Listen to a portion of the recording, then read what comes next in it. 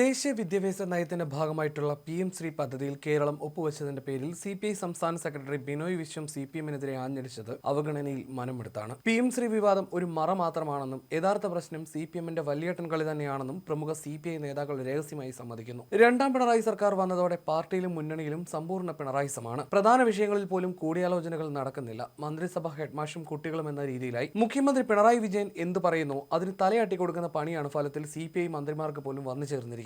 ഭരണം സമ്പൂർണ്ണമായി പിണറായി ക്യാമ്പിൽ ഒതുങ്ങുകയാണ്. നേരത്തെ തൃശൂർ പൂരം കലക്കൽ വിവാദത്തിലും ADGP അജിത് കുമാറിന്റെ കാര്യത്തിലുമൊക്കെ CPIക്ക് കടുത്ത എതിർപ്പുണ്ടായിരുന്നു. എന്നാൽ ഈ വിഷയത്തിലൊക്കെ ഏകപക്ഷീയമായ തീരുമാനമാണ് CPM-ന്റെയും മുഖ്യമന്ത്രിയുടെയും ഭാഗത്തു നിന്നുണ്ടായിരുന്നത്. ഇനി താണു കൊടുക്കുകയാണെങ്കിൽ തങ്ങൾ ഒന്നുമല്ലാതാവുമെന്ന തിരിച്ചറിവിലും CPIക്ക് അകത്ത് നിരന്തര വിമർശനം ഉയർന്നുകൊണ്ടുമാണ് ബിനോയ് വിശ്വം നിലപാട് ഘടിപ്പിച്ചത്. മാത്രമല്ല തുടർ ഭരണം കിട്ടിയതോടെ CPI തളരുകയും CPM വളരുകയും ചെയ്യുന്ന അവസ്ഥയാണ്. അടുത്ത നിയമസഭാ തെരഞ്ഞെടുപ്പിൽ CPIയുടെ ഏതാനും സീറ്റുകൾ CPM എടുക്കുമെന്നും അവർക്ക് ഭീതിയുണ്ട്. ഇതെല്ലാം മുന്നിൽ കണ്ടാണ് CPI സംസ്ഥാന സെക്രട്ടറി ബിനോയ് വിശ്വം അതിശക്തമായി പ്രതികരിച്ചത്.